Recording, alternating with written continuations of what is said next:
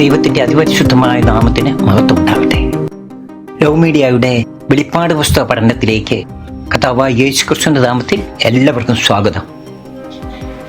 വെളിപ്പാട് പുസ്തകത്തിന്റെ 1, 2, 3 അധ്യായങ്ങൾ ഉൾക്കൊള്ളുന്ന 1-ാം ഭാഗം നാം പഠിച്ചുകൊണ്ടിരിക്കുകയാണല്ലോ. കഴിഞ്ഞ ക്ലാസ്സിൽ 1-ാം അധ്യായം പൂർത്തീകരിക്കുവാൻ ദൈവം നമ്മെ സഹായിച്ചു. 1-ാം അധ്യായത്തിന്റെ 1 മുതൽ 8 വരെയുള്ള വാക്യങ്ങൾ പുസ്തകത്തിന്റെ മുഖവരിയാണെന്ന് നമ്മൾ കണ്ടു. 9 മുതൽ 20 വരെയുള്ള ഭാഗത്ത് തേജസ്കരിക്കപ്പെട്ട ക്രിസ്തു രാജാവും മഹാപുരോഹിതനുമായി സഭാമധ്യയിൽ നിന്ന് 7 സഭകൾക്ക് എഴുതുവാനുള്ള കൽപ്പന യോഹന്നാൻ അപ്പോസ്തലന് കൊടുക്കുന്നത് നമ്മൾ കണ്ടു. ഇന്ന് നമുക്ക് 2-ാം അധ്യായത്തിലേക്ക് കടക്കാം. 2ഉം 3ഉം അധ്യായങ്ങൾ കർത്താവ് സഭകൾക്ക് നൽകുന്ന ദൂതാണ്. ഈ ദൂതുകൾക്ക് പൊതുവായ ചില ലക്ഷണങ്ങളുണ്ട്. ഒന്നാമത്തേത് ആർക്ക് എഴുതുന്നു എന്നതാണ്. രണ്ടാമത്തേത് ക്രിസ്തുവിന്റെ സ്വയം വിശേഷണം. മൂന്നാമത്തേത് സഭയുടെ നല്ല ഗുണങ്ങൾ എടുത്തു പറഞ്ഞ് കർത്താവ് സഭയെ പ്രശംസിക്കുന്നത്. നാലാമത്തേത് സഭയുടെ തെറ്റായ കാര്യങ്ങളെ ചൂണ്ടിക്കാണിക്കുന്നു. അഞ്ചാമത്തേത് തെറ്റിനെ ശാസിക്കുകയും തിരുത്തലിനുള്ള ആഹ്വാനം നൽകുകയും ചെയ്യുന്നു. ആറാമത്തേത് വ്യക്തിപരമായ പ്രബോധനം നൽകുന്നു. ഏഴാമത്തേത് പ്രതിഫലത്തെക്കുറിച്ചുള്ള വാഗ്ദത്തം കർത്താവ് നൽകുന്നു. ഇനി 7 സഭകളുടെ 7 കാലഘട്ടത്തെ പ്രതിനിധാനം ചെയ്യുന്നു എന്ന തെറ്റായ ഒരു പഠനം നിലവിലുണ്ട്. പലരും പല വിധത്തിലാണ് കാലഘട്ടങ്ങളെ തിരിച്ചിരിക്കുന്നത്. 2 കൂട്ടരുടെ കാലഗണനയിലുള്ള വ്യത്യാസം ഞാൻ ചൂണ്ടിക്കാണിക്കാം. ഒന്നാമത്തേത് എഫേസസ് സഭയുടെ കാലഘട്ടം AD 167 വരെ ആണെന്ന് ഒന്നാമത്തെ ആൾ പറയുന്നു. AD 30 മുതൽ 100 വരെയാണെന്ന് രണ്ടാമത്തെ ആൾ പറയുന്നു. ഇനി രണ്ടാമത്തേത് സ്മുർണ സഭയുടെ കാലഘട്ടം 167 മുതൽ 313 വരെയാണെന്ന് ആദ്യത്തെ ആൾ പറയുന്നു. AD 100 മുതൽ 312 വരെയാണെന്ന് രണ്ടാമത്തെ ആൾ പറയുന്നു. മൂന്നാമത്തേത് പെർഗമോസ് സഭയുടെ കാലഘട്ടം AD 313 മുതൽ 606 വരെയാണെന്ന് ആദ്യത്തെ ആൾ പറയുന്നു. AD 312 മുതൽ 606 വരെയാണെന്ന് രണ്ടാമത്തെ ആൾ പറയുന്നു. തുയതൈര സഭയുടെ കാലഘട്ടം AD 606 മുതൽ കർത്താവിന്റെ വരവ് വരെയാണെന്ന് ഒന്നാമത്തെ ആള്. AD 606 മുതൽ മഹാപീഡനം വരെയാണെന്ന് രണ്ടാമത്തെ ആൾ പറയുന്നു. അഞ്ചാമത്തേത് സർദീസ് സഭയുടെ കാലഘട്ടം AD 1520 മുതൽ കർത്താവിന്റെ വരവ് വരെയാണെന്ന് ഒന്നാമത്തെ ആൾ പറയുന്നു. AD 1520 മുതൽ മഹാപീഡനം വരെയാണെന്ന് രണ്ടാമത്തെ ആൾ പറയുന്നു. ആറാമത്തേത് ഫിലദൽഫിയ സഭയുടെ കാലഘട്ടം AD 1750 മുതൽ കർത്താവിന്റെ വരവ് വരെയെന്ന് ഒന്നാമത്തെ ആൾ പറയുന്നു. AD 1750 മുതൽ ഉൾപ്രാവണം വരെയെന്ന് രണ്ടാമത്തെ ആൾ പറയുന്നു. ഇനി ഏഴാമത്തേത് ലവോദിക്യ സഭയുടെ കാലഘട്ടം AD 1900 മുതൽ കർത്താവിന്റെ വരവ് വരെയെന്ന് ആദ്യത്തെ ആൾ പറയുന്നു. AD 1900 മുതൽ മഹാപീഡനം വരെയെന്ന് രണ്ടാമത്തെ ആൾ പറയുന്നു. എന്നാൽ ഓരോ സഭയ്ക്കുള്ള ദൂതും അതേ സ്വഭാവമുള്ള എല്ലാ സഭകൾക്കും എല്ലാ കാലത്തും ബാധകമാണെന്ന് നാം മനസ്സിലാക്കിയിരിക്കണം. നമുക്കൊന്നാമത്തെ സഭയായ എഫേസുസ് സഭയ്ക്കുള്ള ദൂതിലേക്ക് കടക്കാം. എഫേസുസ് ഇന്നത്തെ തുർക്കിയിൽ സ്ഥിതി ചെയ്യുന്ന സമ്പന്നമായ ചരിത്രമുള്ള ഒരു പുരാതന നഗരമാണ് എഫേസുസ്. BC 10-ാം നൂറ്റാണ്ടിൽ ഗ്രീക്കുകാർ നിർമ്മിച്ചതാണ് ഈ പട്ടണം. പുരാതന ലോകത്തിലെ വ്യാപാരത്തിന്റെയും സംസ്കാരത്തിന്റെയും മതത്തിന്റെയും ഒരു പ്രധാന കേന്ദ്രമായിരുന്നു എഫേസുസ്. ഇതൊരു തുറമുഖ പട്ടണമായിരുന്നു. വലിയ കപ്പലുകൾക്ക് ചേർന്ന് കിടക്കാവുന്നത്ര വലിപ്പമുള്ള ഒരു തുറമുഖം ആയിരുന്നു ഇത്. പുരാതന ലോകാത്ഭുതങ്ങളിലൊന്നായ അർത്തേമിസ് മഹാദേവിയുടെ ക്ഷേത്രം വളരെ പ്രസിദ്ധമായിരുന്നു. BC 129 റോമാക്കാർ ഇത് കീഴടക്കി. അങ്ങനെ എഫേസുസ് ഒരു പ്രധാന റോമൻ നഗരമായി മാറി. ആദിമ ക്രിസ്തു മതത്തിന്റെ ഒരു പ്രധാന കേന്ദ്രമായിരുന്നു എഫേസുസ്. AD 53-നും 56-നും ഇടയ്ക്ക് പൗലോസ് അപ്പോസ്തലൻ തന്റെ 3-ാം മിഷണറി യാത്രയിൽ അവിടെ 2 വർഷക്കാലം താമസിച്ച് പ്രവർത്തിച്ചു. അങ്ങനെ അവിടെ നല്ലൊരു കൂട്ടം യഹൂദരും ജാതികളും രക്ഷിക്കപ്പെട്ട് സഭയുണ്ടാകുവാൻ കാരണമായി. അപ്പോസ്തല പ്രവൃത്തി 19-ാം അധ്യായത്തിൽ നമുക്കത് കാണാം. AD 96 ശേഷം അപ്പോസ്തലനായ യോഹന്നാൻ പത്മോസിൽ നിന്നും മോചിതനായി ഇവിടെ തിരിച്ചു വന്ന് ഈ സഭയുടെ ശുശ്രൂഷകനായി മരണം വരെ ഇവിടെ ജീവിച്ചു എന്ന് കരുതപ്പെടുന്നു. നമുക്ക് 1-ാം വാക്യം. എഫേസോസിലെ സഭയുടെ ദൂതൻ എഴുതുക: 7 നക്ഷത്രം വലങ്കയിൽ പിടിച്ചുകൊണ്ട് 7 പൊൻനിലവിളക്കുകളുടെ നടുവിൽ നടക്കുന്നവൻ അരുളി ചെയ്യുന്നത്. എഫേസോസിലെ സഭയുടെ ദൂതന് സഭയ്ക്ക് ആവശ്യമായ ദൂതുകളും സന്ദേശങ്ങളും നൽകി സഭയെ പരിപാലിക്കുന്ന ഇടയന്മാരാണ് സഭയുടെ ദൂതനെന്ന് കഴിഞ്ഞ ക്ലാസ്സിൽ നമ്മൾ മനസ്സിലാക്കി. 7 നക്ഷത്രം വലങ്കയിൽ പിടിച്ച് 7 പൊൻനിലവിളക്കുകളുടെ നടുവിൽ നടക്കുന്ന കർത്താവാണ് അരുളി ചെയ്യുന്നത്. സഭയുടെ നാഥനും പരിപാലകനുമായ കർത്താവ് സഭാ ശുശ്രൂഷകന്മാരെ തൻ്റെ വലങ്കരത്തിൽ വഹിച്ചുകൊണ്ട് സഭാമധ്യേ നടകൊള്ളുകയാണ്. ശക്തിയുടെയും സ്നേഹത്തിൻ്റെയും കരുതലിൻ്റെയും സ്വാതന്ത്ര്യത്തിൻ്റെയും പരിപാലനയുടെയുമല്ല അടയാളമാണ് വലങ്കൈ എന്ന് നമ്മൾ നേരത്തെ മനസ്സിലാക്കിയതാണ്. കർത്താവിൻ്റെ കരങ്ങളിൽ സഭാ ശുശ്രൂഷകന്മാർ സുരക്ഷിതരാണ്. സഭയുടെ ഏതവസ്ഥയിലും സഭയോടുകൂടി തന്നെ കർത്താവ് ഉണ്ടായിരിക്കുമെന്ന വസ്തുതയാണ് സഭാമധ്യേ നടകൊള്ളുന്ന കർത്താവിൻ്റെ ചിത്രം നമ്മെ ഓർമ്മിപ്പിക്കുന്നത്. 2-3 വാക്യങ്ങൾ. ഞാൻ നിന്റെ പ്രവൃത്തിയും പ്രയത്നവും സഹിഷ്ണുതയും കൊള്ളരുതാത്തവരെ നിനക്ക് സഹിച്ചുകൂടാത്തതും അപ്പസ്തോലന്മാരല്ലാതിരിക്കെ തങ്ങൾ അപ്പസ്തോലന്മാർ എന്ന് പറയുന്നവരെ നീ പരീക്ഷിച്ച് കള്ളന്മാർ എന്ന് കണ്ടതും നിനക്ക് സഹിഷ്ണുതയുള്ളതും എൻ്റെ നാമനിമിത്തം നീ സഹിച്ചതും തളർന്നു പോകാഞ്ഞതും ഞാൻ അറിയുന്നു. സഭയുടെ നല്ല ഗുണങ്ങൾ എടുത്തു പറഞ്ഞ് കർത്താവ് അവരെ പ്രശംസിക്കുകയാണ് ഇവിടെ. പ്രവൃത്തി, പ്രയത്നം, സഹിഷ്ണുത, വിശ്വാസത്തിൻ്റെ പ്രവൃത്തി, ദൈവരാജ്യത്തിൻ്റെ കെട്ടുമണിക്കായുള്ള അധ്വാനം, അതിനായുള്ള കഷ്ടപ്പാടുകൾ, സഹനം, ഇതെല്ലാം എഫേസു സഭയിൽ കർത്താവ് കാണുന്നുണ്ട്. കൊള്ളരുതാത്തവരെ നിനക്ക് സഹിച്ചുകൂടാത്തത്, കൊള്ളരുതാത്തവർ, സഭയ്ക്ക് കൊള്ളരുതാത്ത, വിശ്വാസത്തിന് കൊള്ളരുതാത്തവർ, ഇങ്ങനെയുള്ളവർ എഫേസു സഭയിൽ ഉണ്ടായിരുന്നു എന്ന് നമുക്ക് ഇതിൽ നിന്ന് മനസ്സിലാക്കാം. ഇങ്ങനെ സഭയ്ക്ക് കൊള്ളരുതാത്ത, വിശ്വാസത്തിന് കൊള്ളരുതാത്ത ചിലർ ആദിമ ക്രൈസ്തവ സഭയിൽ ഉണ്ടായിരുന്നതായി പൗലോസ് അപ്പോസ്തലൻ രേഖപ്പെടുത്തിയിട്ടുണ്ട്.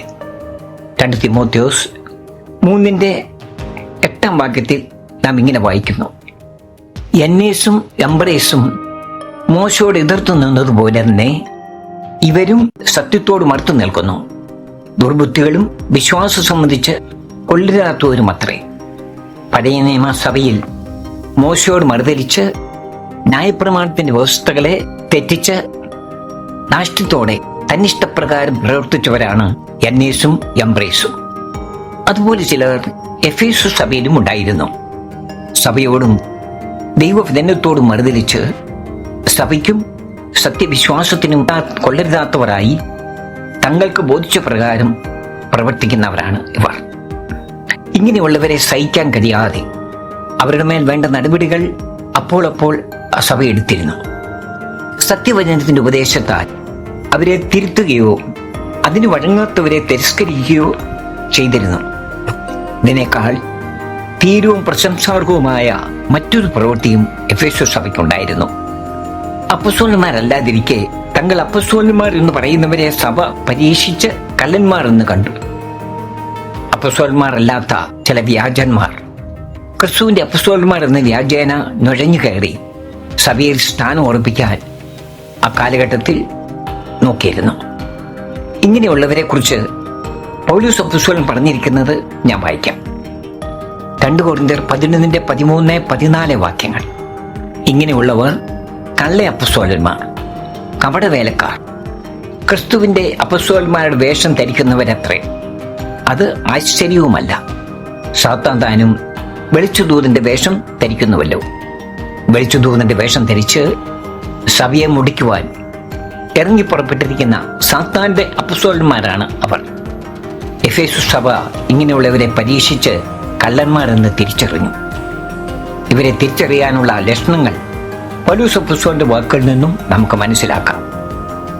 2 കൊരിന്ത്യർ 12:12 അപ്പസ്തോലൻ പറഞ്ഞത് ഇങ്ങനെയാണ്: അപ്പസ്തോലന്റെ ലക്ഷണങ്ങൾ പൂർണ്ണ സഹിഷ്ണുതയിലും അടയാളങ്ങളാലും അത്ഭുതങ്ങളാലും വീര്യപ്രവൃത്തികളാലും നിങ്ങളുടെ ഇടയിൽ വെളിപ്പെട്ടു വന്നുവല്ലോ. തന്നിലൂടെ ദൈവം വെളിപ്പെടുത്തിയ ചില ലക്ഷണങ്ങളെ ചൂണ്ടിക്കാണിച്ചുകൊണ്ട് ഒരു അപ്പസ്തോലൻ എന്തായിരിക്കണം എന്ന് പൗലോസ് അപ്പസ്തോലൻ വ്യക്തമാക്കുന്നു. ഒന്നാമത്തേത്, ജീവിതത്തിൽ അഭിമുഖീകരിക്കേണ്ടി വരുന്ന ഏതു പ്രതിസന്ധികളെയും നേരിടുവാൻ തക്ക സഹിഷ്ണുതയുള്ള ആളായിരിക്കണം ഒരു അപ്പസ്തോലൻ.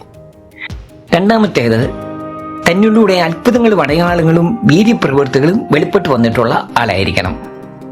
മൂന്നാമത്തേത്, യേശുക്രിസ്തുവിനെ നേരിട്ട് കണ്ടിട്ടുള്ള ആളായിരിക്കണം കർത്താവിന്റെ അപ്പസ്തോലൻ എന്നുള്ളത്. എന്നാൽ പൗലോസ് അപ്പസ്തോലൻ യേശുക്രിസ്തുവിനെ നേരിട്ട് കണ്ടിട്ടുള്ളതായി ബൈബിളിൽ രേഖയില്ല. എങ്കിലും കൊരിന്ത്യർക്ക് എഴുതിയ 1-ാം ലേഖനത്തിൽ താൻ യേശുവിനെ കണ്ടിട്ടുള്ളതായി പറഞ്ഞിട്ടുണ്ട്. ഞാൻ ആ വാക്യം വായിക്കാം. 1 കൊരിന്ത്യർ 9:1. ഞാൻ സ്വതന്ത്രനല്ലയോ? ഞാൻ അപ്പസ്തോലനല്ലയോ? നമ്മുടെ കർത്താവായ യേശുവിനെ ഞാൻ കണ്ടിട്ടില്ലയോ?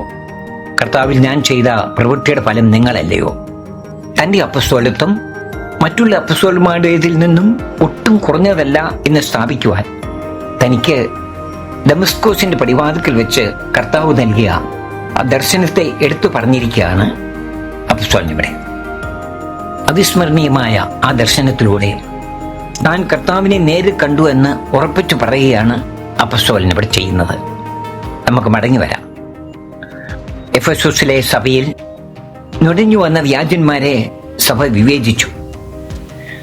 അപ്പസ്തോലന്മാർക്കുള്ള ലക്ഷണങ്ങൾ കൊണ്ട് അവരെ പരിശോധിച്ച് അവർ കള്ളന്മാരാണെന്ന് തിരിച്ചറിഞ്ഞു. 3-ാം വാക്യം, നിനക്ക് സഹിഷ്ണുതയുള്ളതും എൻ്റെ നാമനിമിത്തം നീ സഹിച്ചതും തളർന്നു പോകാഞ്ഞതും ഞാൻ അറിയുന്നു. അവരുടെ സഹിഷ്ണുതയും കർത്താവിൻ്റെ നാമനിമിത്തം അവർ സഹിക്കുന്നതും മടുത്തു പോകാതെ വിശ്വാസത്തിന് വേണ്ടി നിന്നതും എല്ലാം കർത്താവ് അറിഞ്ഞ് അവരെ പ്രോത്സാഹിപ്പിക്കുകയാണ്. 4-ാം വാക്യം, എങ്കിലും നിന്റെ ആദ്യ സ്നേഹം വിട്ടുകളഞ്ഞു എന്നൊരു കുറ്റം നിന്നെക്കുറിച്ച് പറയുവാനുണ്ട്. സഭയുടെ കുറ്റം കർത്താവ് അവരെ ബോധ്യപ്പെടുത്തിയാണ് ഇവിടെ. ആദ്യ സ്നേഹം വിട്ടുകളഞ്ഞു. സഭയുടെ സ്പന്ദനങ്ങളെ അറിയുന്ന കർത്താവ് സഭയ്ക്ക് സംഭവിച്ചിരിക്കുന്ന വീഴ്ച അവരെ ബോധ്യപ്പെടുത്തുകയാണ്. തന്നോടുണ്ടായിരുന്ന സ്നേഹം ഇന്നവർക്കില്ല. വാക്യം 5, നീ ഏതിൽ നിന്ന് വീണിരിക്കുന്നു എന്നോർത്ത് മാനസാന്തരപ്പെട്ട് ആദ്യത്തെ പ്രവൃത്തി ചെയ്യുക. അല്ല ഞാൻ വരികയും നീ മാനസാന്തരപ്പെടാഞ്ഞാൽ നിന്റെ നിലവിളക്ക് അതിൻ്റെ നിലയിൽ നിന്ന് നീക്കുകയും ചെയ്യും. ആത്മീയ വീഴ്ച തിരിച്ചറിഞ്ഞ് മാനസാന്തരപ്പെടുവാനുള്ള ആഹ്വാനം കർത്താവ് സഭയ്ക്ക് നൽകിയാണ് ഇവിടെ. ആദ്യ സ്നേഹത്തിലേക്ക് മടങ്ങി വരാനുള്ള വഴി കർത്താവ് നിർദ്ദേശിക്കുന്നു. നീ ഏതിൽ നിന്ന് വീണിരിക്കുന്നു എന്നോർത്ത് മാനസാന്തരപ്പെട്ട് ആദ്യത്തെ പ്രവൃത്തി ചെയ്യുക. ഓർക്കുക, മാനസാന്തരപ്പെടുക, ആദ്യത്തെ പ്രവൃത്തി ചെയ്യുക. വന്ന വഴിയിൽ വീഴ്ച സംഭവിച്ചത് എവിടെയാണെന്ന് ഓർത്ത് മാനസാന്തരപ്പെടണം. മാത്രമല്ല ആദ്യത്തെ പ്രവൃത്തിയിലേക്ക് മടങ്ങിപ്പോവുകയും ചെയ്യണം. കർത്താവുമായുള്ള ആദ്യ കൂട്ടായ്മ അനുഭവത്തിലേക്ക് വീണ്ടും പ്രവേശിക്കണം. അല്ല ഞാൻ വരികയും നീ മാനസാന്തരപ്പെടാഞ്ഞാൽ നിന്റെ നിലവിളക്ക് അതിൻ്റെ നിലയിൽ നിന്ന് നീക്കുകയും ചെയ്യും. മാനസാന്തരപ്പെട്ട് ആദ്യ പ്രവൃത്തിയിലേക്ക് മടങ്ങിയില്ലെങ്കിൽ നിന്റെ നിലവിളക്ക് അതിൻ്റെ നിലയിൽ നിന്നും ഞാൻ നീക്കിക്കളയും. സഭാ ശുശ്രൂഷകനോടാണ് കർത്താവ് ഈ താക്കീത് നൽകുന്നത്. മാനസാന്തരപ്പെടുന്നില്ലെങ്കിൽ സഭയെ തന്നെ താൻ നീക്കിക്കളയുമെന്ന്. 6-ാം വാക്യം, എങ്കിലും നിക്കലാവിരുടെ നടപ്പ് നീ പഴിക്കുന്നു എന്നൊരു നന്മ നിനക്കുണ്ട്. സഭയെ ശാസിക്കുകയും താക്കീത് നൽകുകയും ചെയ്യുമ്പോഴും സഭയുടെ നന്മയെ എടുത്തു പറയുവാൻ കർത്താവ് മടി കാണിക്കുന്നില്ല. നിക്കലാവിയരുടെ നടപ്പിനെ സഭ പഴിക്കുന്നു എന്നുള്ളതാണ് അവരുടെ നന്മ. നിക്കലാവിയർ, ഈ കൂട്ടരെ സംബന്ധിച്ച് വ്യത്യസ്ത അഭിപ്രായങ്ങൾ നിലവിലുണ്ട്. ഒന്നാമത്തേത്, പഴയ നിയമസഭയിൽ എന്ന പോലെ പുതിയ നിയമസഭയിലും പൗരോഹിത്യം ആവശ്യമാണെന്നും വാദിക്കുകയും അത് സ്ഥാപിക്കുവാൻ പ്രവർത്തിക്കുകയും ചെയ്ത കൂട്ടരാണിവർ എന്ന അഭിപ്രായം. രണ്ടാമത്തേത്, അപ്പോസ്തല പ്രവൃത്തി 6-ന്റെ 5-ാം കാണുന്ന നിക്കാവോസ് എന്ന അന്ത്യോക്യക്കാരൻ പിന്നീട് സത്യത്തിൽ നിന്നും തെറ്റി ലോകസുഖപ്രകാരം ജീവിക്കുകയും വിശ്വാസികളെ അങ്ങനെ ജീവിക്കുവാൻ ഉത്സാഹിപ്പിക്കുകയും ഉപദേശിക്കുകയും ചെയ്തുവെന്നും അങ്ങനെ അവനാലുണ്ടായ ശിഷ്യന്മാരാണ് ഇക്കൂട്ടരെന്നുമുള്ള അഭിപ്രായം. യൂദായുടെ ലേഖനത്തിൽ നിന്നും ഞാൻ ഒരു വാക്യം വായിക്കാം. യൂദായുടെ ലേഖനം 4-ാം വാക്യം. നമ്മുടെ ദൈവത്തിന്റെ കൃപയെ ദുഷ്കാമവൃത്തിക്ക് ഹേതുവാക്കി ഏകനാഥനും നമ്മുടെ കർത്താവുമായ യേശു ക്രിസ്തുവിനെ നിഷേധിക്കുന്ന അഭക്തരായ ചില മനുഷ്യർ നുഴഞ്ഞു വന്നിരിക്കുന്നു. അവരുടെ ഈ ശിക്ഷാവിധി പണ്ട് തന്നെ എഴുതിയിരിക്കുന്നു. ദൈവകൃപയെ ഗണ്യമാക്കാതെ ജീവിതം ദുഷ്കാമവൃത്തികൾക്കായി ഒഴിഞ്ഞുവച്ചവരും യേശു ക്രിസ്തുവിനെ നിഷേധിക്കുന്നവരും ആണിവർ. എഫേസൂസിലെ സഭ ഇവരെ തിരിച്ചറിഞ്ഞു. അവരുടെ നടപ്പിനെ അവർ വെറുത്തു. അവരെ അനുകരിക്കാൻ കൂട്ടാക്കാതെ തങ്ങളെ തന്നെ വിശുദ്ധിയിൽ അവർ സൂക്ഷിച്ച് ജീവിച്ചു. ദൈവമക്കളുടെ നടപ്പ് എങ്ങനെയായിരിക്കണമെന്ന് പത്രോസ് അപ്പോസ്തലൻ സഭയ്ക്ക് എഴുതിയിരിക്കുന്നത് ഞാൻ വായിക്കാം. 1 പത്രോസ് 1:14 മുതൽ 16 വരെ വാക്യങ്ങൾ. പണ്ട് നിങ്ങളുടെ അജ്ഞാനകാലത്തുണ്ടായിരുന്ന മോഹങ്ങളെ മാതൃകയാക്കാതെ നിങ്ങളെ വിളിച്ച വിശുദ്ധനൊത്തവണ്ണം അനുസരണമുള്ള മക്കളായി എല്ലാ നടപ്പിലും വിശുദ്ധരാകുവിൻ. ഞാൻ വിശുദ്ധൻ ആയിരിക്കുന്നത് പോലെ നിങ്ങളും വിശുദ്ധരായിരിപ്പിൻ എന്ന് എഴുതിയിരിക്കുന്നുവല്ലോ. ഈ വചനങ്ങളെ എഫീസൂസിലെ സഭ മുറുകെ പിടിച്ചു. 7-ാം വാക്യം. അത് ഞാനും പറയിക്കുന്നു, ആത്മാവ് സഭകളോട് പറയുന്നത് എന്തെന്ന് ചെവിയുള്ളവൻ കേൾക്കട്ടെ. ജയിക്കുന്നവന് ഞാൻ ദൈവത്തിന്റെ പ്രതീക്ഷയിലുള്ള ജീവവൃക്ഷത്തിന്റെ ഫലം തിന്മാൻ കൊടുക്കും. അത് ഞാനും പായിക്കുന്നു. നിക്കലവരുടെ നടപ്പ് കർത്താവും പായിക്കുന്നു എന്നാണ് പറയുന്നത്. ആത്മാവ് സഭകളോട് പറയുന്നത്. എല്ലാ സഭകളോടുമാണ് ദൈവാത്മാവ് സംസാരിക്കുന്നത്. എല്ലാ കാലത്തും എവിടെയുമുള്ള ദൈവസഭയ്ക്ക് ഈ ദൂത് ബാധകമാണെന്ന് നമുക്ക് മനസ്സിലാക്കാം. ചെവിയുള്ളവൻ കേൾക്കട്ടെ. കേൾക്കാൻ മനസ്സുള്ള ഓരോരുത്തരോടും പറയുകയാണ് കർത്താവ് ഇവിടെ. ജയിക്കുന്നവന് ഞാൻ ദൈവത്തിന്റെ പരദീസയിലുള്ള ജീവവൃക്ഷത്തിന്റെ ഫലം തിന്മാൻ കൊടുക്കും. ഇവിടെയും വ്യക്തിപരമായി ഓരോരുത്തരുമാണ് പറയുന്നത്. ജയിക്കുന്ന ഓരോ വിശുദ്ധനുമുള്ള പ്രതിഫലം വാഗ്ദത്തം ചെയ്തിരിക്കുകയാണ് ഇവിടെ. ജയിക്കുന്നവൻ ആരാണ്? ഈ ജയിക്കുന്നവൻ മനുഷ്യന്റെ തോൽവിയുടെ ചരിത്രം ഏദൻ തോട്ടത്തിൽ ആരംഭിച്ചു. അവിടെ വെച്ച് സാത്താനാൽ വശീകരിക്കപ്പെട്ട് ജഡമോഹം, കൺമോഹം, ജീവനത്തിന്റെ പ്രതാപം എന്നിവയ്ക്ക് അധീനനായി മനുഷ്യൻ പരാജയപ്പെട്ടു. മാനവരക്ഷാർത്ഥം മനുഷ്യനായി ഭൂമിയിലേക്ക് വന്ന കർത്താവായ യേശു ക്രിസ്തുവിനെയും അങ്ങനെ തന്നെ പരാജയപ്പെടുത്താൻ സാത്താൻ ശ്രമിച്ചു. എന്നാൽ ക്രിസ്തു അവനെ പരാജയപ്പെടുത്തി മനുഷ്യന് ജയത്തിലേക്കുള്ള അവസരമൊരുക്കി. മേൽപ്പറഞ്ഞ ലോകമോഹങ്ങളെയും അവയുടെ അധികാരിയെയും ജയിക്കുന്നത് എങ്ങനെയാണ്? ഉത്തരത്തിനായി നമുക്ക് 1-2 വാക്യങ്ങൾ വായിക്കാം. 1 യോഹന്നാൻ 5-ാം അധ്യായം 4-5 വാക്യങ്ങൾ. ദൈവത്തിൽ നിന്ന് ജനിച്ചതൊക്കെയും ലോകത്തെ ജയിക്കുന്നു. ലോകത്തെ ജയിച്ച ജയമോ നമ്മുടെ വിശ്വാസം തന്നെ. യേശു ദൈവപുത്രനെന്ന് വിശ്വസിക്കുന്നവനല്ലാതെ ആരാകുന്നു ലോകത്തെ ജയിക്കുന്നവൻ? ദൈവത്തിൽ നിന്ന് ജനിച്ചതൊക്കെയും ലോകത്തെ ജയിക്കുന്നു. ദൈവപുത്രനുള്ള വിശ്വാസം നമ്മൾ ജനിച്ചത് ദൈവത്തിൽ നിന്നാണ്. അത് ദൈവത്തിന്റെ ദാനമായി നമുക്ക് നൽകിയതാണ്. ആ വിശ്വാസമാണ് ലോകത്തെ ജയിക്കുന്നത്. 5-ാം വാക്യം പ്രത്യേകം ശ്രദ്ധിക്കുവാൻ ഞാൻ നിങ്ങളെ സ്നേഹത്തോടെ ക്ഷണിക്കുന്നു. യേശു ദൈവപുത്രൻ എന്ന് വിശ്വസിക്കുന്നവനല്ലാതെ ആരാകുന്നു ലോകത്തെ ജയിക്കുന്നവൻ? യേശു ദൈവപുത്രൻ എന്ന് വിശ്വസിക്കുക. യേശു ദൈവപുത്രൻ എന്ന് വിശ്വസിക്കുന്ന അനേകരും അവൻ ദൈവത്തിൽ നിന്ന് ജനിച്ച തൻ്റെ പുത്രനാണെന്ന് വിശ്വസിക്കുന്നവരല്ല. ദൈവം മനുഷ്യനായി ഭൂമിയിൽ വന്നപ്പോൾ അവന് നൽകിയ പദവിയാണ് ദൈവപുത്രൻ എന്നാണ് അനേകരും വിശ്വസിക്കുകയും പഠിപ്പിക്കുകയും ചെയ്യുന്നത്. എന്നാൽ ദൈവവചനം ഇതിനെ പിന്താങ്ങുന്നില്ല. ഒരു വാക്യം ഞാൻ വായിക്കാം. കൊലോസ്യർ 1:15 വാക്യം. അവൻ അദൃശ്യനായ ദൈവത്തിന്റെ പ്രതിമയും സർവ സൃഷ്ടിക്കും ആദിജാതനുമാകുന്നു. സകല സൃഷ്ടിക്കും മുമ്പ് ദൈവത്തിൽ നിന്ന് ജനിച്ച തൻ്റെ പുത്രനാണ് കന്യകയുടെ ഉദരത്തിൽ ഉരുവായ മനുഷ്യപുത്രൻ.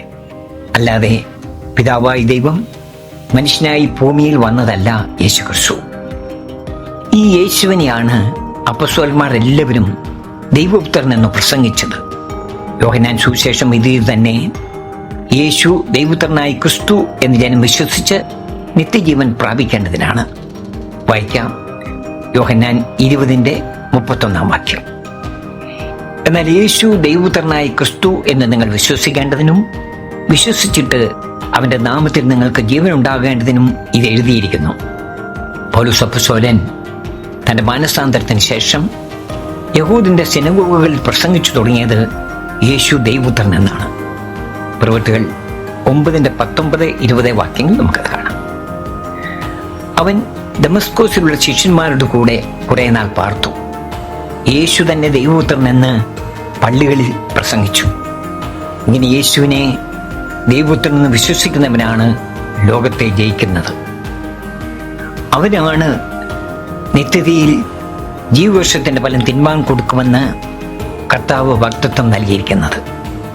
ജീവവൃക്ഷത്തെ സംബന്ധിച്ചോ വൃക്ഷഫലത്തെ സംബന്ധിച്ചോ കൂടുതൽ വെളിപ്പെടുത്തലുകളൊന്നും ദൈവവചനത്തിൽ നമുക്ക് ലഭ്യമല്ല. നമ്മുടെ കർത്താവായ യേശു ക്രിസ്തുവിനെ ദൈവപുത്രൻ എന്ന് വിശ്വസിച്ച് ജഡമോഹം, കൺമോഹം, ജീവനത്തിന്റെ പ്രതാപം ഇങ്ങനെ സകലവിധ മോഹങ്ങളെയും ജയിച്ച് നിത്യതയിൽ നിത്യകൂടാരമായ ദൈവത്തിന്റെ തണലിൽ നിത്യജീവന്റെ അനിർവചനീയമായ ആനന്ദം ആസ്വദിപ്പാൻ ദൈവം നമ്മെ സഹായിക്കട്ടെ എന്ന് പ്രാർത്ഥിച്ചുകൊണ്ട് ഇന്നത്തെ പഠനം ഇവിടെ അവസാനിപ്പിക്കുന്നു. ഈ ക്ലാസ്സിൽ സംബന്ധിച്ച എല്ലാവർക്കും യേശുക്രിസ്തുവിന്റെ നാമത്തിൽ നന്ദിയും സ്നേഹവും അറിയിക്കുന്നു. Praise the Lord.